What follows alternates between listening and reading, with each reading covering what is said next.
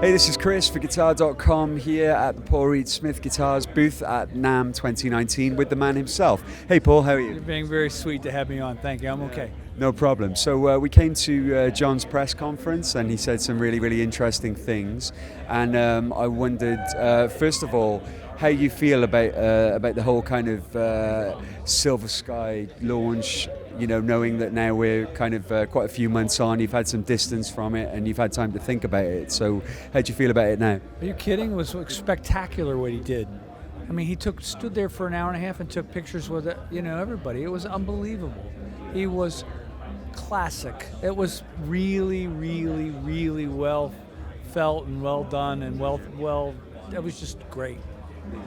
And so you thought the same thing, right? Yeah, it was great. It was really interesting. So generous with his time. And he had really interesting things to say, I felt, about the way, about the approach to guitar marketing and kind of maybe shaking that up a little bit and, just thinking about things in the way that other products in other industries He thinks things have gotten old and he wanted to bring it up to date. And so the guitar itself, now obviously we're, was it April that it came out?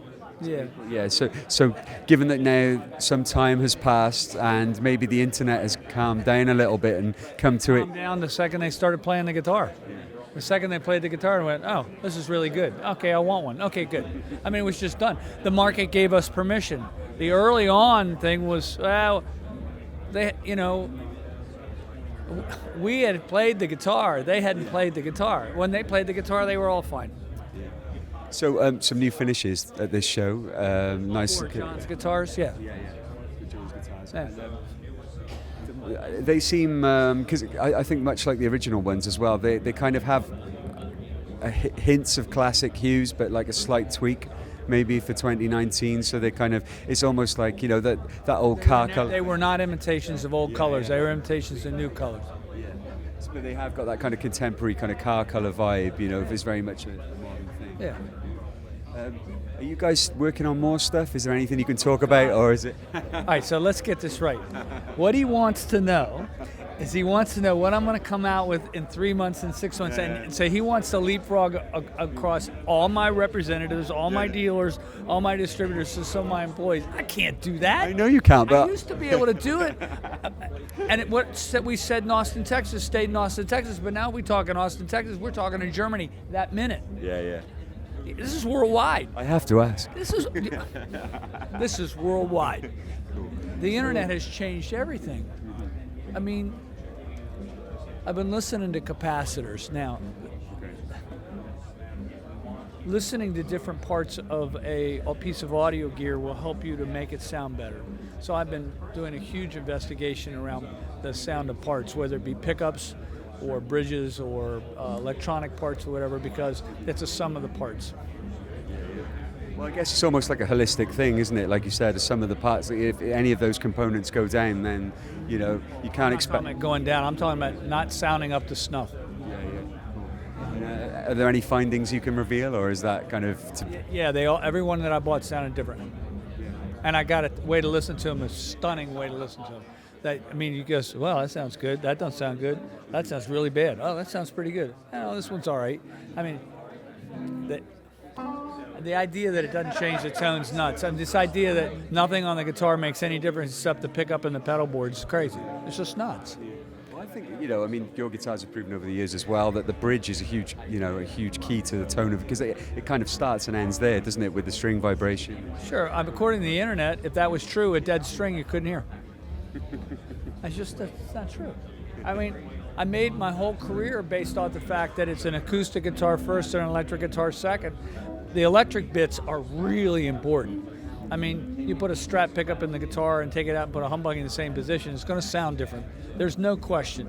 But a guitar that's got a really nasty treble bite to it when you play it acoustically, it's hard to make that go away. Cool. So just to sort of shift tack slightly, what do you think the biggest challenges for the guitar industry are as we head into 2019?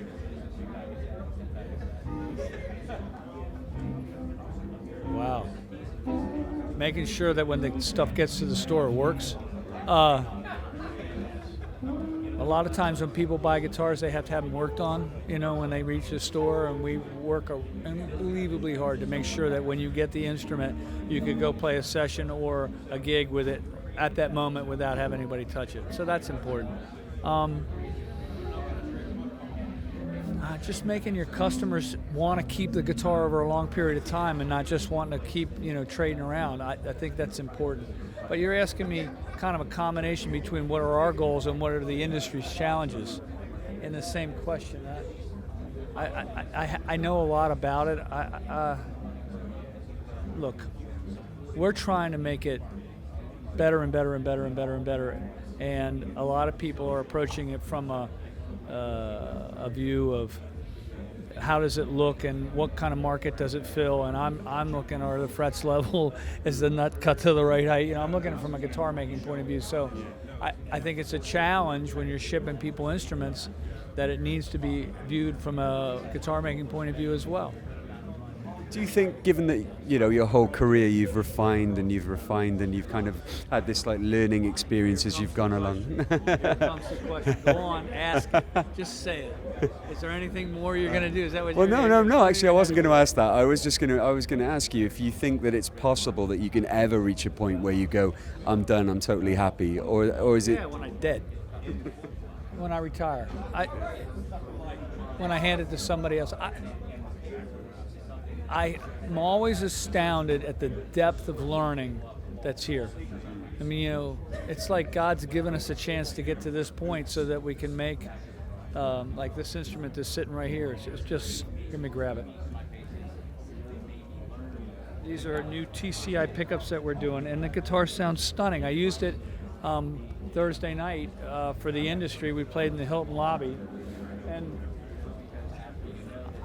I was pleased. I thought it sounded beautiful.